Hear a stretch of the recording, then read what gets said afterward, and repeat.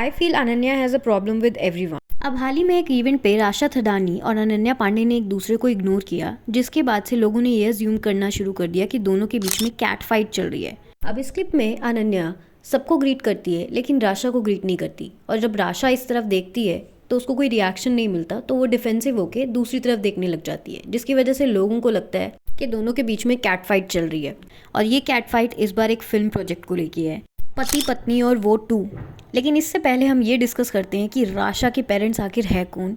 सबको पता है कि राशा की मदर रवीना टंडन है, लेकिन राशा के फादर जो हैं अनिल थडानी हैं, जो कि फिल्म इंडस्ट्री के एक जाने माने फिल्म डिस्ट्रीब्यूटर हैं, जिनका इन्वॉल्वमेंट काफ़ी बड़ी बड़ी फिल्म्स में रहा है as a distributor. Baahubali, Don 2, KGF जैसी और भी कई मूवीज़ में रहा है, जिसकी वजह से ऑडियंस अब ये बोल रही है कि ये काफ़ी ज़्यादा क्लियर है कि इसी वजह से मेकर्स ने अनन्या पांडे को रिप्लेस कर दिया और राशा थडानी को चूज़ किया पति पत्नी और वो 2 के लिए। लेकिन इन सब के बाद भी अनन्या पांडे को जो सिंपैथी इससे मिलनी चाहिए थी वो मिल नहीं रही, क्योंकि जैसे ड्रीम गर्ल में अनन्या पांडे ने नुसरत भरूचा को रिप्लेस किया था, और पति पत्नी वो के टाइम पे भी तापसी पन्नू को रिप्लेस किया था, जिसपे तापसी का ये वाला इंटरव्यू क्लिप भी बहुत ज़्यादा वायरल हुआ था, जहाँ पे वो मेकर्स के बारे में ऐसा बोलती है। Spoke about how you were replaced in Pati Patni or Wo and how the hero has a say in it.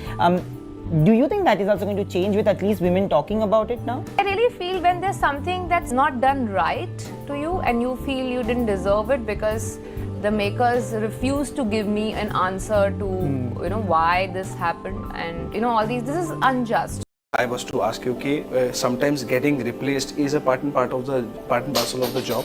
Of course it is. And especially when you are coming from no background, you're replaced.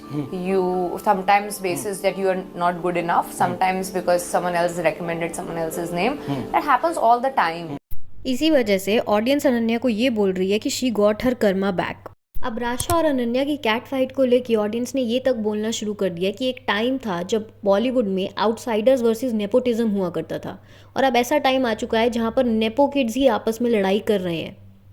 वो इसलिए क्योंकि audience का ये कहना है कि जब राशा का गाना आया था उई अम्मा, तो उस टाइम पे उसकी PR टीम जिस तरीके की PR कर रही थी कि Rasha is better than other nepo kids, और उसके बाद अब ये कैट फाइट भी देखने को नजर आई, जिसकी वजह से ऑडियंस ने ये सब बोलना शुरू कर दिया है। अब इसी बीच सोशल मीडिया पे इन दोनों को लेकर ये सारी बातें हो रही हैं।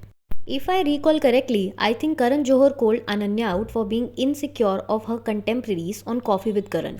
So many people in a single frame. Rasha's PR had gone crazy with the attacks on other nepos. She has played her cards well, entering at a young age. Body language is insane here. You can see Rasha first turn towards Ananya, hoping to catch her eye for a greeting. But at this point, Ananya is having none of it. Then she turns her body away in a defensive move. अब इस controversy पे आपके क्या opinions है? Do comment and subscribe the channel for more gossips.